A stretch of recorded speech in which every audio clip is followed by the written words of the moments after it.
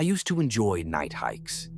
Something about the stillness of the woods after dark made me feel strangely calm, like I had the entire world to myself. I never went too far, just a few miles into the nearby nature preserve, mostly sticking to familiar trails.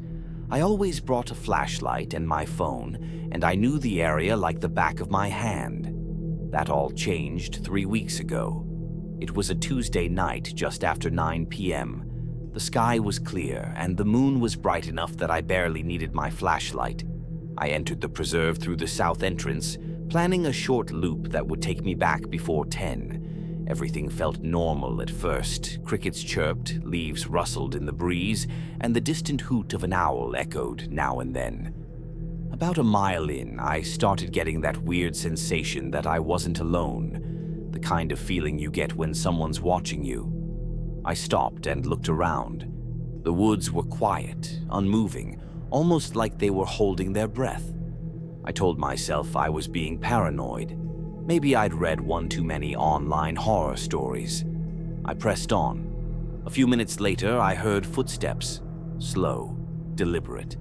Not from the trail, from the trees off to my right. I stopped walking. The footsteps stopped too. I shined my flashlight toward the sound, but saw nothing but trees and underbrush. Still, I called out, "Hello? Is someone there?"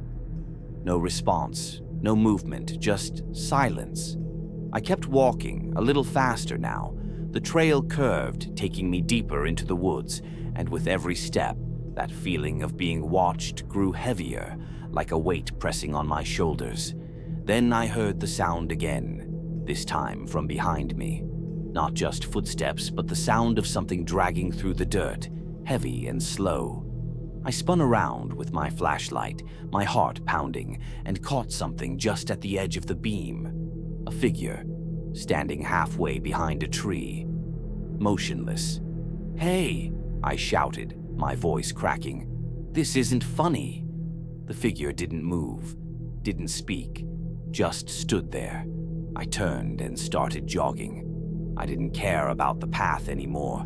I just wanted to get back to my car.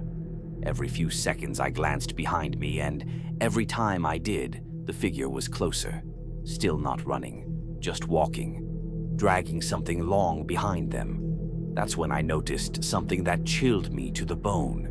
No matter how fast I moved, the distance between us never grew. They stayed exactly the same number of steps behind, like they weren't following me, but pacing me.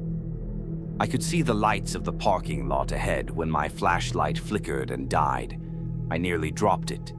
The only light left was the pale moonlight breaking through the branches. And then I heard breathing, right behind me, wet, rasping breathing. I didn't dare turn around, I just ran.